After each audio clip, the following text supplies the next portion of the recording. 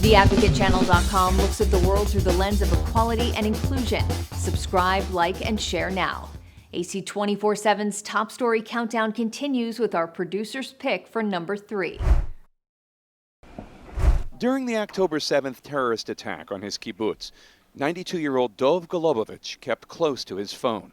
My phone, which told me where all these people were crying for help, where they were, and they didn't get to my suburb. His neighbors in Kibbutz Nirim, where at least 9 people were killed or kidnapped, used a group messaging system to call in desperate warnings to each other. I started hearing people saying, Arabs are wandering around all over the place in their homes, and what's going on?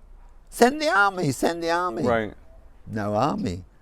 And they were hysterical. And the people were very frightened, even though they were in a safe room. Because one of them, I was told, she couldn't close it. They were holding on to that handle to keep it from opening. Dov was alone in his home safe room in the oldest section of the kibbutz, protected by a gift from his son.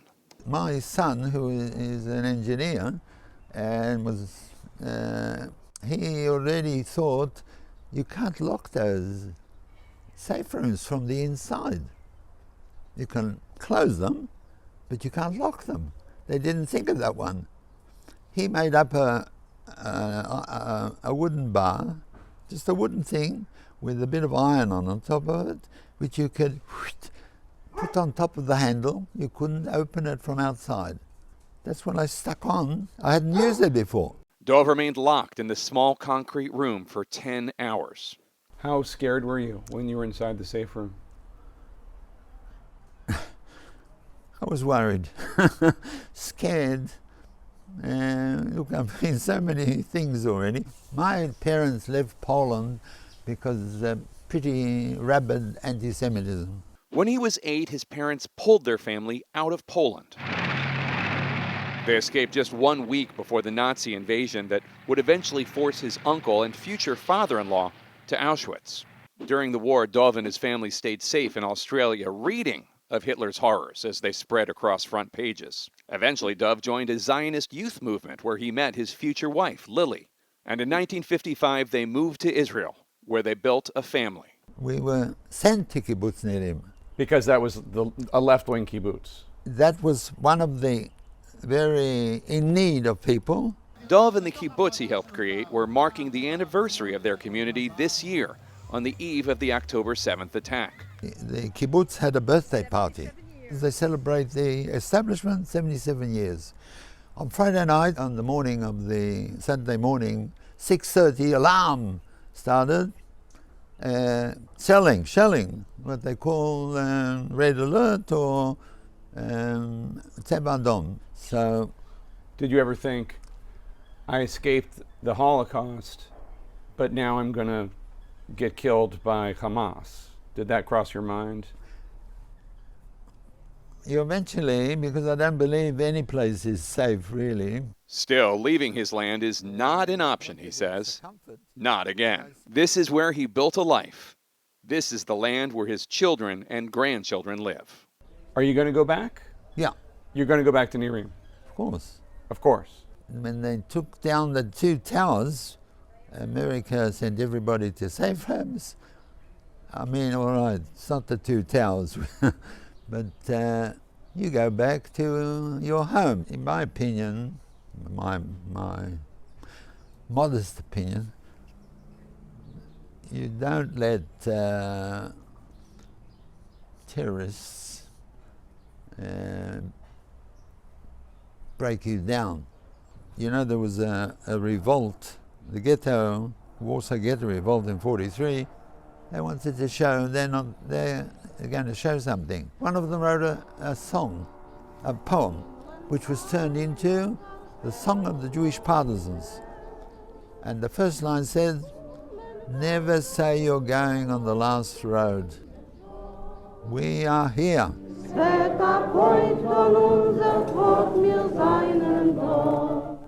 We are not going to give in any way. I'm going to die with my boots on, I hope. I hope. Like the Advocate channel on Facebook for the best way to get updated stories that advocate for equality, justice, our rights, and more. AC 24/7 continues with today's top 2 pick. The call to prayer over Jerusalem, echoing over what are normally packed streets, now nearly empty. Salamat Wali says he comes to his shop only for a change of scenery, because no one is buying anything, he says. Palestinians telling us they're afraid of Israeli police, essentially living under curfew. They have crossed all the red lines. They use force and arrest people for silly things like a photo on your phone. Young children were the only people we saw out in any noticeable numbers, because young men are afraid. We went to talk to them in East Jerusalem. They were terribly afraid to speak on camera. Muhammad told us, "God make you happy," a way of saying, "I'm sorry I can't speak. If I do," he adds, "I'll go to jail." And one of them showed us why they believe this. This is a TikTok video on his phone. It's gone viral among young Palestinian men. He says Israel is planning a new law to revoke citizenship or national ID for anyone who supports terrorism. And it's true, Israeli cabinet officials are proposing such a law. And to these young men, it means they can be arrested for anything. They tell us they'll go to jail if they have a Quran verse on their phone home screen, or if they post a picture of a dead Palestinian. We looked up the current Israeli law. It reads in part, anyone who commits an act of identifying with a terror organization, including through publicizing praise, support, or affinity, waving a flag, showing or promoting a symbol, or showing, playing, or promoting a slogan or anthem, the judgment is 3 years imprisonment. In fact, since the war began, Israel has already arrested many hundreds of young Palestinian men, giving the simple explanation that they're, quote, affiliated with Hamas. And the fear is pervasive.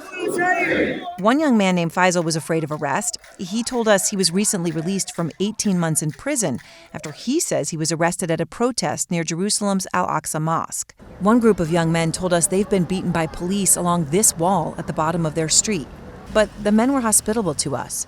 Some gave us water and refused to take money, even though they say there is no business, no money, no livelihood for them now. The situation is scary.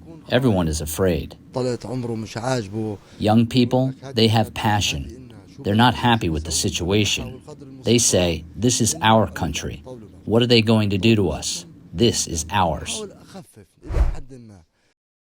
We have seen a continuation of the attacks on U.S. forces in the Middle East since October 17th. That number now, according to the Pentagon, stands at 23 attacks against U.S. forces in Iraq and Syria over the course of the last 2 weeks or so. The problem here is that the U.S. carried out strikes on facilities in eastern Syria linked to Iranian-backed groups that it accused of carrying out the attacks on U.S. forces. The purpose of those narrowly targeted strikes was to send a message that the U.S. would protect itself and try to also send a message of deterrence against Iran and Iranian proxies to tell them, look, the U.S. will protect its own interests there and carry out strikes if needed. But since those strikes, we've seen about a half a dozen more attacks on U.S. forces. So that message not getting across. The question, will the U.S. act again? Will it carry out more airstrikes on the Iranian-backed groups it accuses of striking U.S. forces, or at least attempting to, with rockets or drones? The U.S. has left open that possibility, but it has to weigh that against the risk of escalation, a broader escalation in the region, which is very much something the U.S. is trying to avoid. From President Joe Biden on down in the White House, they have tried to draw a distinction between the conflict in Gaza, between Israel and Hamas, and other efforts, other actors in the Middle East, trying to point out that the U.S. presence in Iraq and Syria is about the ongoing defeat of ISIS. But those are not distinctions that have been recognized by many actors, including these Iranian-backed groups in the Middle East, and that has made it difficult for the U.S., even as it tries diplomatically, militarily even, to try to keep these conflicts separate.